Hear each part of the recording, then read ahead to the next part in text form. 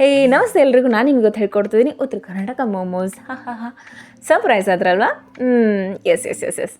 ಇವಾಗ ನಾವು ಮೋಮೋಸ್ ಮಾಡಬೇಕಂದ್ರೆ ಅದನ್ನು ಬಾಯ್ಲ್ ಮಾಡಿ ಸ್ಟೀಮ್ ಮಾಡ್ತಿದ್ದೆ. ಸೇಮ್ ವೇ ನಾವಿಲ್ಲಿ ನಮ್ಮ ಜೋಳದ ಕಡವನ್ನು ಬಾಯ್ಲ್ ಮಾಡಿ ಆಮೇಲೆ ಅದಕ್ಕೆ ನಾವು ಒಗ್ಗರಣೆ ಹಾಕ್ಕೊಂಡು ತಿಂತೀವಿ. ಇದನ್ನು ಥಂಡಿದಿಂದಲೇ ತಿನ್ಲಿಕ್ಕೆ ಇನ್ನೂ ಅಂತೂ ತುಂಬ ಮಜಾ ಇರುತ್ತೆ. ಇದನ್ನು ಆ್ಯಕ್ಚುಲಿ ನಮ್ಮ ಸೈಡು ಜೋಳದ ಕಡುಬು ಅಂತ ಕರೀತಾರೆ.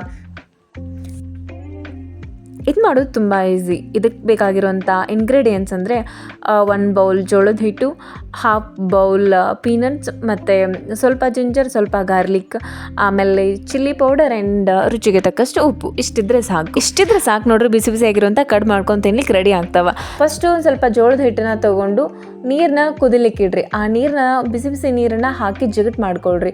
ಆಮೇಲೆ ಇದನ್ನ ಚಪಾತಿ ಹಿಟ್ಟು ಹೆಂಗೆ ನಾದ್ಕೋತೀವಿ ಅದೇ ಸೇಮ್ ಒಳಗೆ ಹಿಟ್ಟನ್ನು ರೆಡಿ ಮಾಡ್ಕೊಳ್ರಿ. ಇವಾಗ ಈ ಹಿಟ್ಟನ್ನು ತೊಗೊಂಬಿಟ್ಟು ಚಿಕ್ಕದು ಉಳ್ಳಿ ಮಾಡ್ಕೊರಿ. ಇದನ್ನು ಸ್ವಲ್ಪ ಗುಂಡ್ಕ ಪೇಳೆಗತೆ ತೀಡಿ ಸೈಡ್ ಇಟ್ಕೊಂಡಿರಿ. ಇನ್ವಾಗಲೇ ಮೊಮೋಸ್ ಜೊತೆ ಕಂಪೇರ್ ಮಾಡಿದೆ. ಯಾಕಂತಂದ್ರೆ ಮೊಮೋಸ್ನ ನಾವು ಬಾಯ್ಲ್ ಮತ್ತು ಸ್ಟೀಮ್ ಮಾಡ್ತೀವಿ. ಹಾಗೆ ಇಲ್ಲಿ ನಮ್ಮ ಜೋಳ ಕಡುಬನ್ನು ನಾವು ಬಾಯ್ಲ್ ಮಾಡ್ತೀವಿ.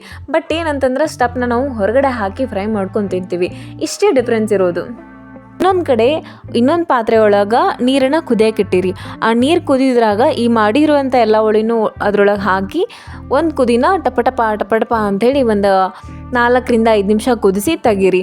ಅಷ್ಟೇ ಅಲ್ರಿ, ಇದನ್ನು ನಮ್ಮ ಕಡೆ ಯಾವಾಗ ಮಾಡ್ತಾರಂದ್ರೆ ಮೇನ್ಲಿ ಇವಾಗ ದೊಡ್ಡ ತಿಥಿ ಬಂದಾಗ, ದೀಪಾವಳಿ, ದಸರಾ, 4 ದಿನ ಮನೆಯೊಳಗೆ ಹಬ್ಬ ಇದ್ದಾಗ 4 ದಿನ ಚಪಾತಿ ರೈಸು ತಿನ್ನೋದು ಭಾಳ ಕೆಟ್ಟ ಬಾಸರಲ್ಲ. ಸೊ ನಮ್ಮ ಜವಾರಿ ಮಂದಿ ಮೊದಲು ರೊಟ್ಟಿ ಮ್ಯಾಗ ಭಾಳ ಕೆಟ್ಟ ಜೀವ. ಅಂಥ ಟೈಮ್ ಒಳಗೆ ಇದನ್ನ ಜಾಸ್ತಿ ಮಾಡ್ಕೊಂಡು ತಿಂತಿರ್ತಾರೆ.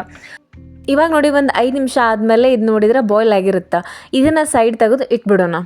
ಮತ್ತು ಇವಾಗ ಒಂದು ಅರ್ಧ ಬಟ್ಲ ಶೇಂಗಾ ಅಂದರೆ ಪೀನಟ್ಸು, ಮತ್ತು ಸ್ವಲ್ಪ ಬೆಳ್ಳುಳ್ಳಿ, ಸ್ವಲ್ಪ ಶುಂಠಿ, ಆಮೇಲೆ ಸ್ವಲ್ಪ ಉಪ್ಪು ಹಾಕಿ ಇದನ್ನ ಕುಟ್ಕೊಳ್ರಿ ಅಥವಾ ಇದನ್ನ ಮಿಕ್ಸರಿಗೆ ಹಾಕಿ. ಬಟ್ ಇದು ಜಾಸ್ತಿ ಸ್ಮೂತ್ ಮಾಡೋಕೆ ಹೋಗ್ಬೇಡ್ರಿ. ಇದು ಅವಳು ಜವಳಿದ್ರನ್ನ ಭಾಳ ರುಚಿ ಬರುತ್ತೆ.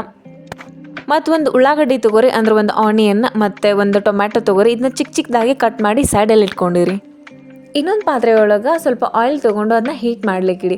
ಆ ಸ್ವಲ್ಪ ಕಾದ್ಮೇಲೆ ಅದಕ್ಕೆ ಜೀರಿಗೆ, ಸಾಸಿವೆ ಮತ್ತು ಕರಿಬೇವನ್ನ ಹಾಕಿ ಸ್ವಲ್ಪ ಹೊತ್ತು ಫ್ರೈ ಮಾಡಬೇಕು. ಆಮೇಲೆ ಚಿಕ್ಕದಾಗಿ ಕಟ್ ಮಾಡ್ಕೊಂಡಿರೋಂಥ ಉಳ್ಳಾಗಡ್ಡೆ ಅಂದರೆ ಆನಿಯನ್ಸ್ನ ಹಾಕಿ ಫ್ರೈ ಮಾಡಿ.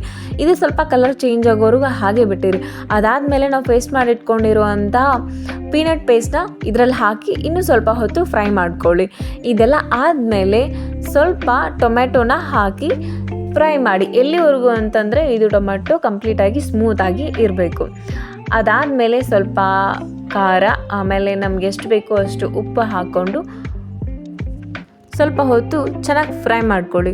ಈ ಜೋಳದಲ್ಲಿ ವಿಟಮಿನ್ ಬಿ, ಐರನ್, ಪ್ರೋಟೀನ್ ಇರೋದ್ರಿಂದ ಬಾಡಿಗೆ ನ್ಯೂಟ್ರಿಷನ್ ಸಪ್ಲೈ ಈಸಿ ಆಗುತ್ತೆ.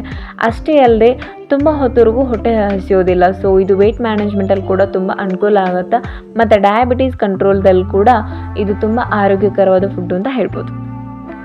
ಆವಾಗಲೇ ರೆಡಿ ಮಾಡಿ ಇಟ್ಕೊಂಡಿರೋಂಥ ಕಡಬನ್ನ ತೊಗೊಂಬಂದ್ಬಿಟ್ಟು ಈ ಫ್ರೈ ಒಳಗೆ ಹಾಕಿ ಸ್ವಲ್ಪ ನೀರು ಹಾಕಿ ಒಂದು 30-40 ಸೆಕೆಂಡ್ ಇನ್ನೂ ಸ್ವಲ್ಪ ಕುದಿಸಿ ಇಟ್ಟರೆ ಮುಗೀತು ನೋಡ್ರಿ. ರುಚಿಯಾಗಿರುವಂಥ ಕಡುಬು ರೆಡಿ. ಇದನ್ನ ಥಂಡಿದಿಂದ ತಿನ್ನೋಕೆ ಮಜಾ ಇರುತ್ತೆ.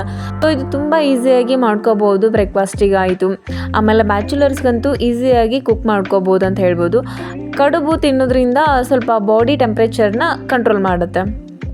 ಸೊ ಟ್ರೈ ಮಾಡಿ, ಮಜಾ ಮಾಡಿ. Thank you.